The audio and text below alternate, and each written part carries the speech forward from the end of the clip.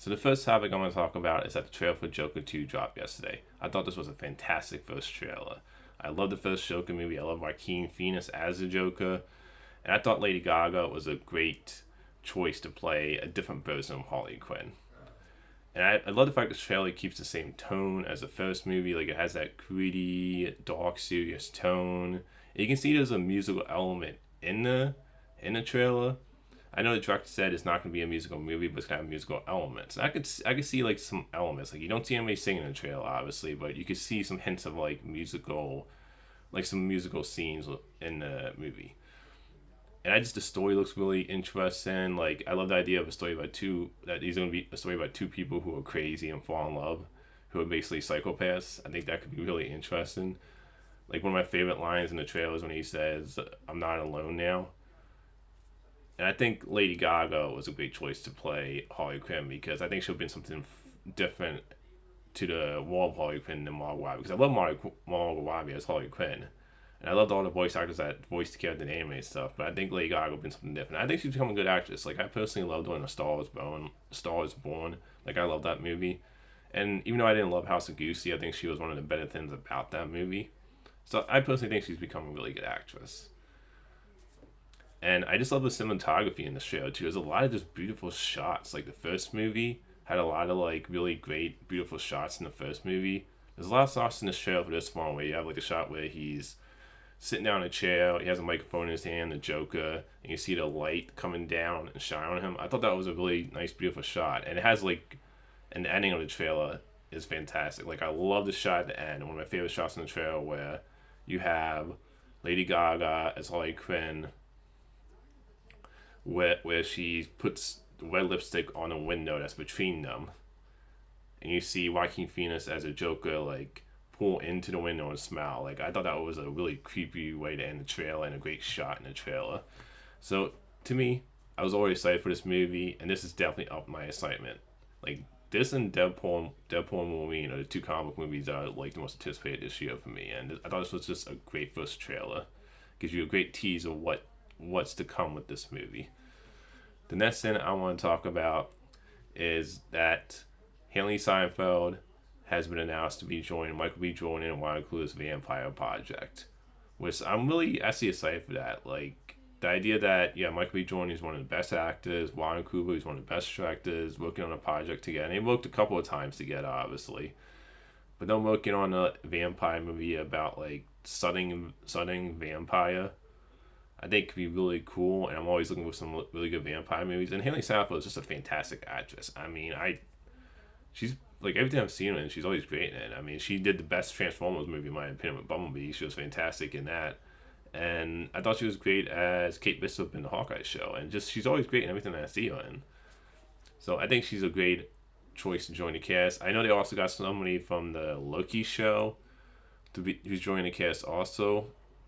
So it seems like they're winding up some good actors, and this project just has me interested just based on the fact that I love vampire movies. You have Michael B. Jordan, one of the best actors, and Ryan Coogler, one of the best directors, and I'm doing a vampire project together. This sounds really interesting to me. The next thing I want to talk about is The Crow has moved its release date up to August. With I mean, I don't really care much about when movies move to release dates because to me it's like a movie can do well at any point in a month. Like, if you market the movie really well, and I know with the Crow movie right now, there's definitely been some divisive opinions on the trailer. I didn't hate the trailer. I didn't love the trailer either. Like, I'm excited for it, but also worried about it at the same time. So we'll see. But the biggest movie that got moved was Saw 11 got moved to next year, which this sucks because I loved Saw 10. I love the first three Saw movies. I think the first three is a great horror trilogy. And then the franchise went downhill with Saw 4 through Spiral. But I feel like Saw 10 brought the franchise back to life, and it became my favorite Saw movie. So I was really excited for a Saw movie again, finally. So it sucks it got moved to next year, but if it gives them more time to make a good movie, that's all I care about. And it just sucks you have to wait longer.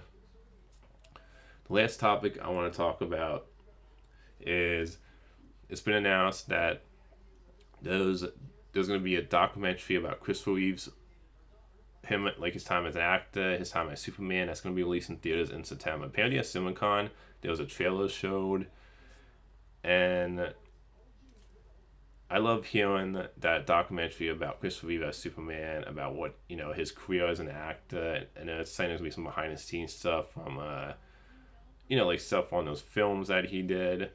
But I love hearing this because Christopher Reeve obviously was an inspirational hero to a lot of people. Like to this day, in my opinion, to me he is the best Superman in film, and there's so many reasons why I think he's the best Superman in film. No offense to Brendan Ross and Superman Returns, Henry Cavill, but they were fine in the movies. But what Chris Reeve did, in my opinion, what he did is that he added so many layers to that character. You had a Superman that felt inspirational. You had a charm to the character. He was able to switch the personalities where when he's Clark Kent and he's Superman, you could see just how like he just easily switched between the personalities. Like you really thought it was two separate, different people. And the thing I love about his Clark Kent too is that he felt like a person to me. He felt very likable, and he felt like you could see how he was put on the act as this nerdy Clark Kent, but you could see how it's an act. And I just love how he's able to show the different layers of the character when it comes to how much he cares for the people, how much he felt human. And he was inspiring. Like when I think of Superman, and what I feel like has lacked in the Superman films since the first two original movies is the idea that this is a character that's going to make you feel like that tomorrow is going to be better. That makes you feel like, you know what, you can be a better person. You can aspire to greatness. And look, they also show he's flawed too. You go back to the original Superman movie, they show when he's a teenager back, and I talk about this because I think some people miss some of the layers at Christopher Reeve when it comes to people saying he's like a goody two-shoes. Here's why I don't agree with that. Because you go back to the original Superman movie, the scene at the beginning where he's a teenager and he's at the football field and you see Lana and her friends and her boyfriend, and they're making fun of him, and when they leave he kicks the football off to the sky. And then he uses the super speed back to the mailbox, and he's standing in the mailbox, trying, looking all cool and showing off when Lana and her boyfriend or friend's car drive by and in the car. I think I remember Lana's boyfriend calling him a freak or something like that. But you see how he's not perfect though. He's not a goody two shoes. Like you see him kind of act like a little immature there when he's a teenager using his powers to show off. And you look at Superman 2, to me, that's a great example of showing that, look, he's not a good at two-shoes. He acts selfish in that movie. He acts, he gives up his powers to be with Lois, to be human, despite the fact the world could be destroyed and that he's not around to protect it. So, when people say he's a good at two-shoes, I don't really completely agree with that, honestly. Like, I actually don't agree with that at all. Like, to me, what Chris Reeve did was that he gave the character layers.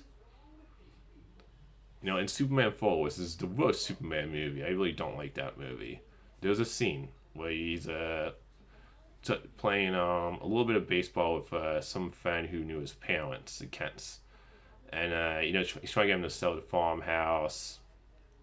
And there's a scene where Chris Reeve is, he's throwing a base, he finds a baseball in a glove that used to be his, that he played with Jonathan. And he has, a bat, and the old guy is throwing the ball, and you see Christopher Reeve acting like Clark Kent is really clumsy and messing up, and he's really bad at it. And then when he goes away, he uses the bat to hit the baseball right in the space. And that's something to me is that, to me, he showed layers. He showed the different personalities. He had he has such a charm to his version as Superman, where you went he made you feel good about the world. And to me, I feel like with these Superman movies, since Chris Reeve's interpretation when it came to Returns, Man of Steel, and all the ones after that, it felt like to me they focused so much on the God side of the character, of him being so powerful, that they forgot about the Clark Kent side. They forgot that, to me, Christopher Reeve made him feel human. He made him feel like a real person. You believe, when he says in that movie, in the original movie, when he says, I believe in America, truth and justice, you buy into that. You believe it. The tagline of the original movie was, can you believe a man can fly? And that's what he was as Superman to a lot of people. To me, personally, is that when I think of Superman, this is a guy who's to make you feel like the world can be better. And that's the thing to me that's been missing since Superman movies. And the fact that he's just a great actor. Like, he was a fantastic actor. I haven't checked out a lot of his movies. I mean, I love the fact when he came up on Smallville, and it was like a passing of the toast to Tom Welling, who I also loved in the role. But he was just a great actor too, and it was unfortunate what happened when it came to his accident. And I wish he lived longer, because to me he was such a great actor, and I wish the accident didn't happen to him, because he had so much to give when it comes to him as an actor. But I will always definitely remember Superman, and I'm so happy to do a documentary about him, and I'm happy this is being released in theaters in September, because I never seen a documentary in theaters, and I'm not really like a big documentary person. I don't watch too many, but this is the one to me that I'll be the most excited to see, because of the fact that he's a fantastic actor, and also mostly of all that he was, personally for me, still to this day, my favorite Superman in film. And he's still to this day one of my favorite people as that character. So that's all the movie news today. Until next time, movie fans.